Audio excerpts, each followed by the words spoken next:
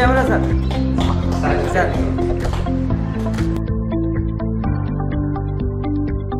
মধ্যমায়ের দেশের যদি আপনারা একটু আগের ইতিহাস দেবেন, নাসির সাহেবের সাথে interestingly I'm also from 85, so he's my batchmate. Thank you. So we are from the same.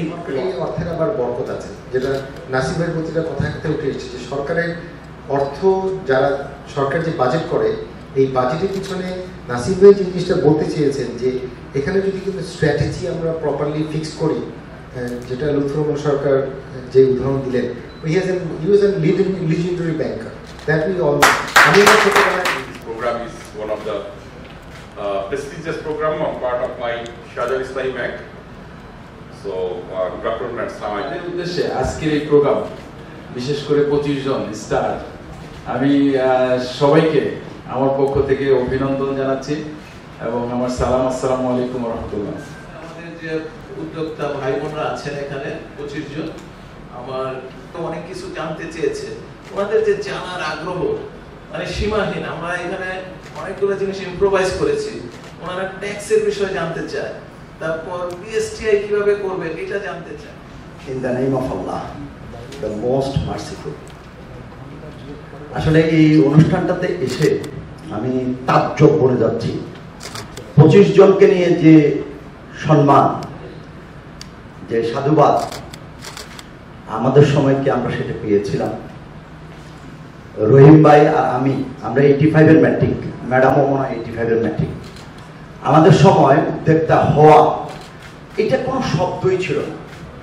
উদ্যোক্তা এরকম কোনো টার্ম আমাদের পরিবারে, আমাদের সমাজে বা আমাদের বন্ধু মহলে এটা কোনো প্রচলিত টার্ম ছিল না। কি ছিল? ভালো শব্দ বললে হবে, অবহেলা ছিল, নিগৃহীত হওয়া ছিল, আর খারাপ শব্দে বললে হবে কি লাথি মারা খাওয়া ছিল। আমাদের সব বন্ধু বান্ধব ইউনিলিভারে জয়েন করলো, বিসিএস হয়ে গেল, হ্যাঁ, ডাক্তার হয়ে গেল, ইঞ্জিনিয়ার হয়ে গেল, তা আমরা কি হলাম? কিচ্ছু হইতে পারলাম না। কেউ সামনে মুখও দেখাতে পারছি না। তো যাক, প্রথমে একটু দুষ্টামি করি, সেটা হচ্ছে যখন উদ্যোক্তা হিসেবে একটা বয়স হলো, বিয়ে করতে গেলাম। তো বিয়ে করতে গিয়ে তো কোনো চাকরিজীবীতে আসলে মেয়েকে আমাকে ব্যবসায়ীকে মেয়ে দিচ্ছেই না। সর্বশেষ গেলাম একটা ব্যবসায়ীর পরিবারে। তো তার মধ্যে দুটো প্রতিক্রিয়া দেখলাম। একটা হচ্ছে নবীন উদ্যোক্তা, আবার ব্যাংকের লোনে তৈরি হওয়া উদ্যোক্তা। আমার শ্বশুর চট্টগ্রামের খাতুনগঞ্জের সওদাগর বলে আর কি চট্টগ্রামে, আপনারা বুঝবেন কিনা তো জানি না। উনি বললো সোনালী ব্যাংকের টাকা দিয়ে ব্যবসায়ী হয়েছে, এটা তো বিয়ে দেওয়া সম্ভবই না। আমাদের দুরবস্থার বুঝছেন। এখন এই যে মহিলা যারা উদ্যোক্তা হওয়ার চেষ্টা করতেছে, এরা বিয়ে করতে গেলে কি অবস্থা হবে আমি জানি না। ছেলেরা কি বলবে, শ্বশুরবাড়ির লোকরা কি বলবে, এটা একটু শিখার দরকার বা জানার দরকার ছিল। কেউ কোনো অভিজ্ঞতা থাকলে একসময় এসে বলেন। তো ফাইনালি বিয়ে করতে পারছি আর কি কোনো মতে। আচ্ছা, এটা হলো একটা। তবে আজকের এই দিনে আমরা বাংলাদেশ ব্যাংকের স্যারদেরকে পাইছি এবং অর্থ মন্ত্রণালয়, আমি খুব আনন্দিত যে এখন সরকারের মেশিনারিজ আসলে ব্যবসায়ীদেরকে পাশে রাখার চেষ্টা করতেছে। আগে কিন্তু এটা ছিল না। আমরা EC4 যে একটা প্রজেক্টের সাথে আমি খুব জড়িত, আমাদের প্লাস্টিক অ্যাসোসিয়েশন, আমরা ওখানে পাচ্ছি। আমি এদিনকে একটা অনুষ্ঠানে মাহবুব স্যারকে পেয়েছি বাণিজ্য মন্ত্রণালয়ের। একজন এডিশনাল সেক্রেটারি, 3 জন জয়েন্ট সেক্রেটারি ছিলেন। আমার আপন ছোট ভাগিনা, এমনি অন্য কিছুর জন্য বলছি আর কি, যে সেও অর্থ মন্ত্রণালয় আছে, সিনিয়র স্টেট সেক্রেটারি, আমার আপন ভাগিনা। এখন যারা বিসিএস এর স্বপ্ন করে, এখন তো বাংলাদেশ কিসের দেশ? বিসিএস এর দেশ। যাকে জিজ্ঞেস করবেন কি হবো, বিসিএস হবো। হ্যাঁ, তো বিসিএস হতে আসলে দোষত্ব কিছু নেই, কিন্তু বিসিএস যদি মনে করে এই দেশটা তাদেরই, বা শুধু বিসিএসটাই বাংলাদেশের একমাত্র সেরা, এই জায়গাটাতেই আমাদের আসলে আপত্তি বা আমাদের মনোকষ্টের জায়গা হচ্ছে এখানে। তো যাক, আমি আজকে সেদিকে না যাই, আমি একটু অন্য গল্প বলি। তবে আজকে যারা সম্মানিত হয়েছেন, আমরা যেটা পাইনি, আমাদের সময় একজন ভদ্রলোক ছিলেন যার কথা না বললে হয়তো আমি কেঁদেও দিতে পারি, মাফ করবেন আমাকে। তার নাম হচ্ছে লুৎফর রহমান সরকার। তার কথা আজকের এই দিনে আমার বেশি বেশি স্মরণ হচ্ছে।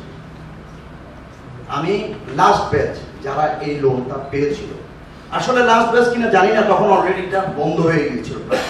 আমি 2 লক্ষ টাকা লোন পেয়েছিলাম সার্টিফিকেট বন্ধক রেখে। লুৎফর রহমান সরকার, বাংলাদেশ তাকে স্মরণ করে না, কিন্তু বাংলাদেশের 100 জন উদ্যোক্তা এখনো তাকে স্মরণ করে। বাংলাদেশের 36 জন উদ্যোক্তা তার লাশ নিয়ে বগুড়া গিয়েছিল, কাঁধে করে নিয়ে গিয়েছিল।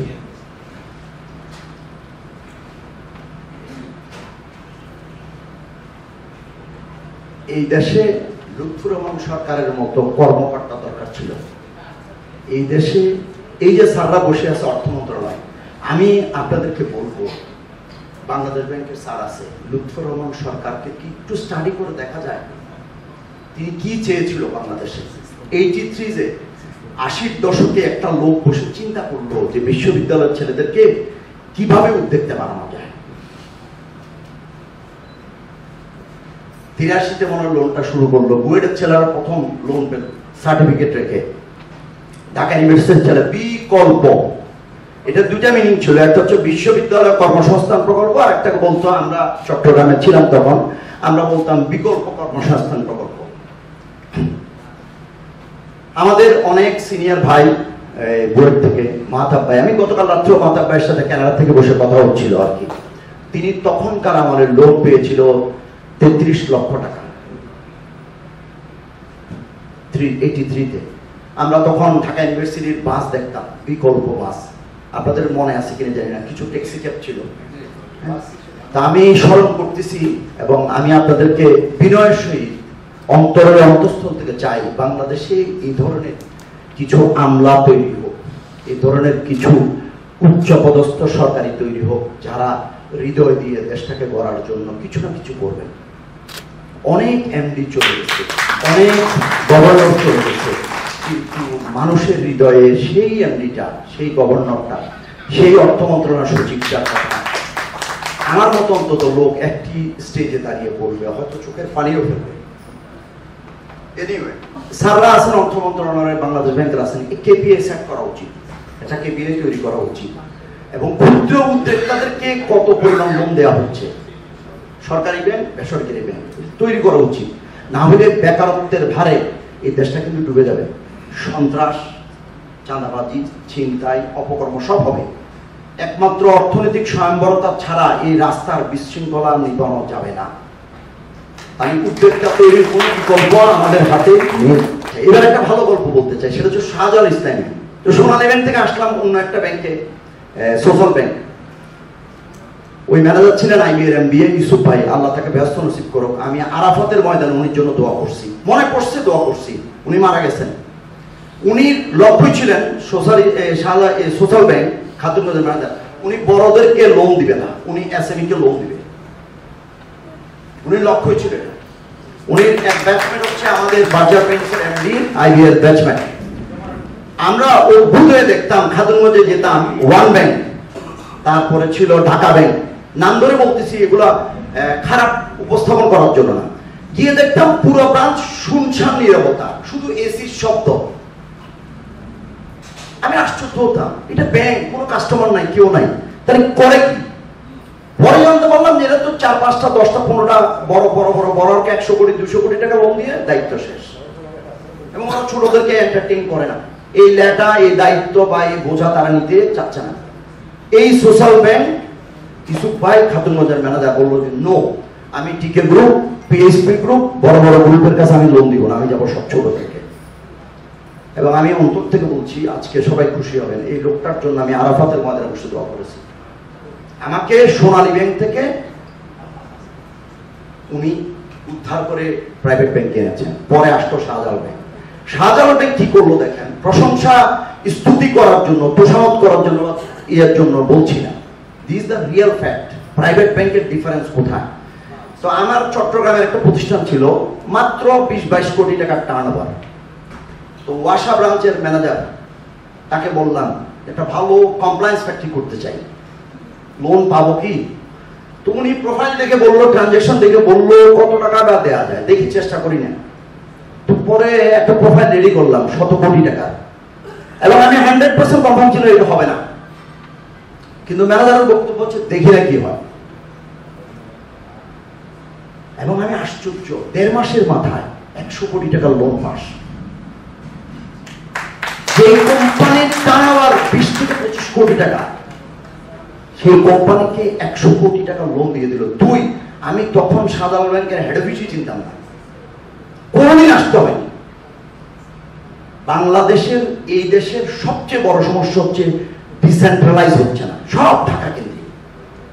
আর সাধারণ ব্যাংকে দেখলাম যে চট্টগ্রামের একটা বড়কে একবারও হেড অফিসে আসতে হয়নি। এর চেয়ে বড় পাওনা, এর চেয়ে বড় ভালো উদাহরণ এই দেশে থাকতে পারে। এবং আমি অটোমেটিক 100 কোটি টাকা লোন পেয়ে গেলাম, এবং I made a factory which is lead certified. এবং আপনারা যেটা ভিজিট করলেন এবং সবাই উৎসাহ প্রকাশ করলেন এবং আমাকে উৎসাহ দিলেন, এবং আমরা সাধ্যের সামনে এই কথা বলেই বলছি যে আমাদেরকে উৎসাহ দেন, আমাদেরকে উৎসাহ দেন, আমরা বাংলাদেশ দেবো, নতুন বাংলাদেশ দেবো। এটা দ্বিতীয় গল্প। আর এখানে আপনি যদি বলেন তাহলে কি আসলে ব্রাঞ্চ ম্যানেজারের সব কৃতিত্ব? নো, ব্রাঞ্চ ম্যানেজারকে আমি পরে জানতে পেরেছি যে আমাদের এখানে বসা আছে ইমতিয়াজ স্যার, তখন উনি ডিএমডি ছিলেন, আমাদের এক্স এমডি ছিলেন শহীদুল ইসলাম স্যার, যিনি চ্যানেলের মতো একটি টিভির অনুষ্ঠানে গিয়ে আমার নাম ধরে বলেছেন যে এই ছেলেটা কখনো তার ব্যাংক লোন নিয়ে ব্যাংক লোনকে অন্য খাতে ব্যবহার করেনি।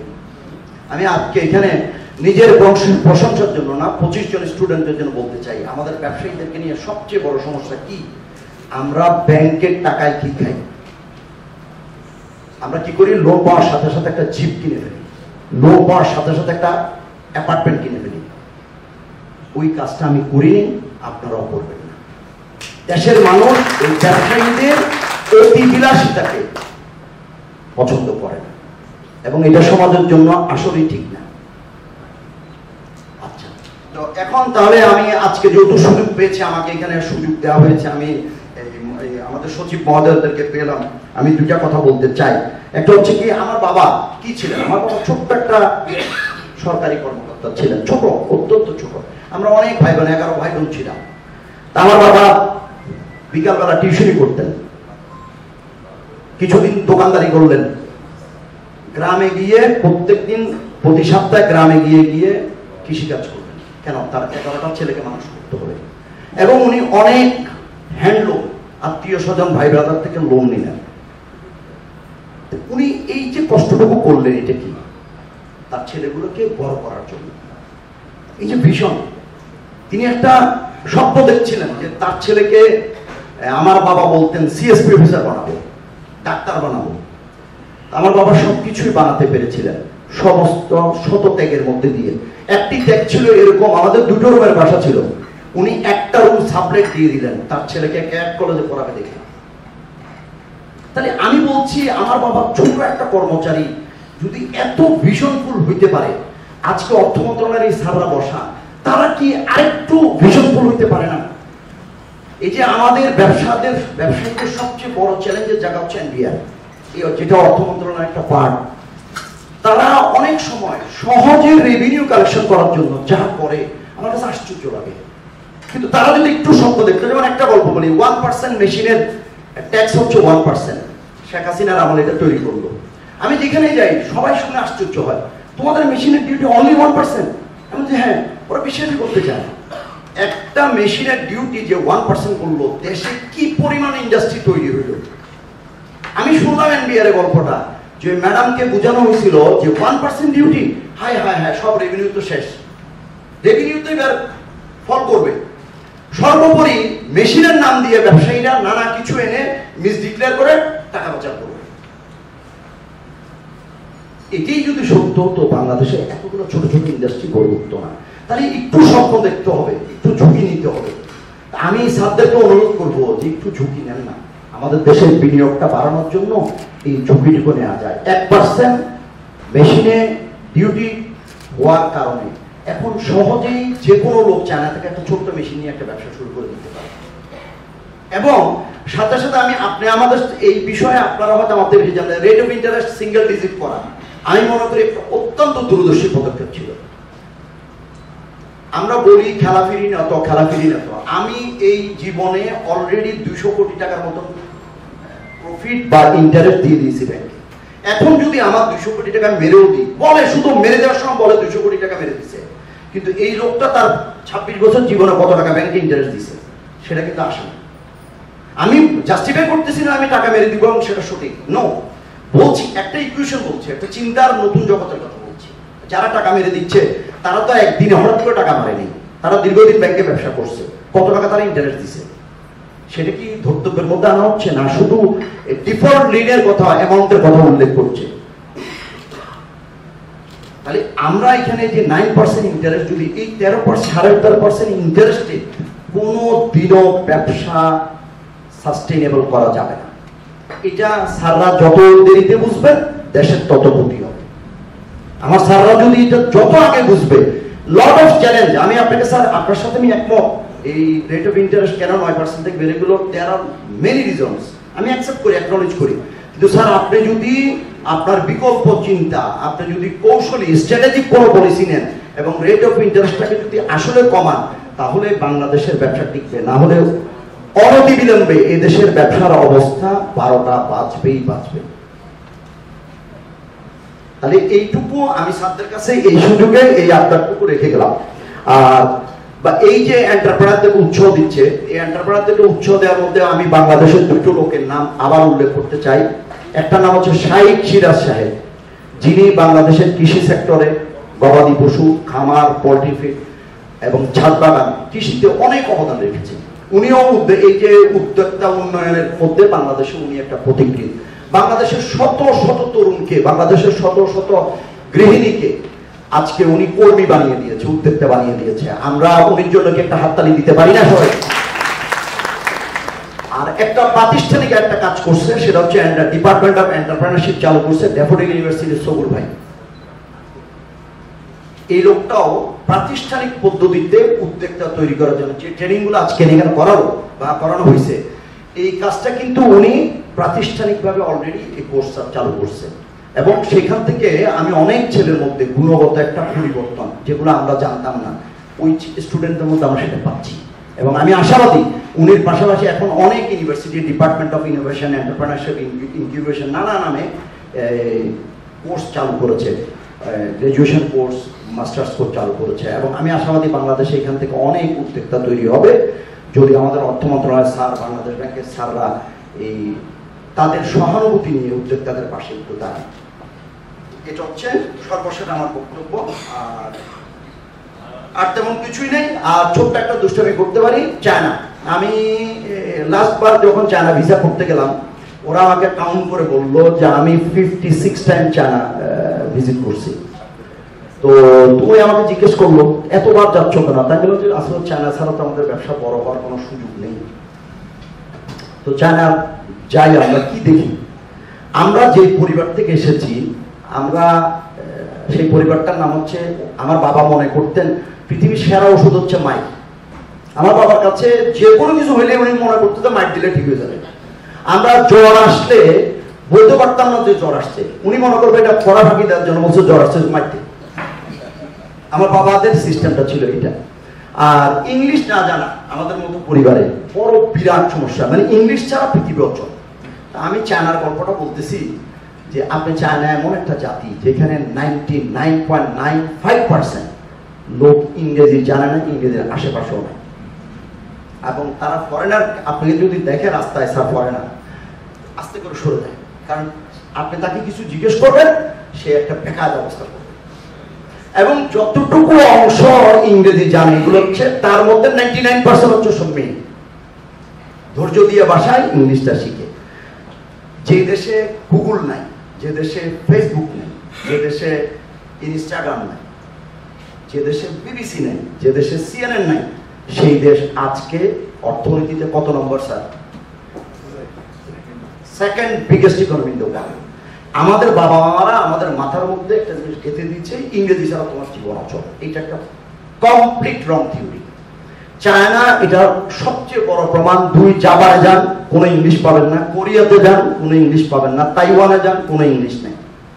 আমাদের ছেলে মেয়েদেরকে ইংরেজি শেখানোর প্যারার মধ্যে না ঢুকাইয়া আমরা আমার ভাষায়, যেমন চাইনিজরা যেটা জানে, তাদের বাইডু আছে, তাদের উইচ্যাট আছে, তারা কিন্তু প্রত্যেকটি ছেলেই নলেজেবল, তারা তাদের ভাষায় শিখে, তারা টেকনোলজিও যেমন বুঝে, সাহিত্য তেমন বুঝে, কিন্তু তাদের ভাষায় বুঝে। এখন আমাদের যারা বোদ্ধা ছেলে, আমাদের যারা ইউনিভার্সিটি টিচার, তাদের দুর্ভাগ্য হচ্ছে তারা আমাদের জন্য পৃথিবীর তাবৎ জ্ঞানকে বাংলায় ট্রান্সলেট করে দিচ্ছে না। যারা টেকনোলজি মোস্তফা জাফর সাহেবরা আছেন, তারা কিন্তু আমাদেরকে একটা বাংলা ভাষায় একটা ফেসবুক তৈরি করে দেন নাই। ব্যর্থতা তাদের, এখন দোষ হচ্ছে আমাদের ছেলেদের যে ইংরেজি জানে, এই জন্য বড় হইতে পারছে না। এই ভুলটা আমি ভাঙালাম। সবাইকে ধন্যবাদ এবং আসসালামু আলাইকুম। অনেক বেশি কথা বলছি, ক্ষমা চাচ্ছি। আসসালামু আলাইকুম।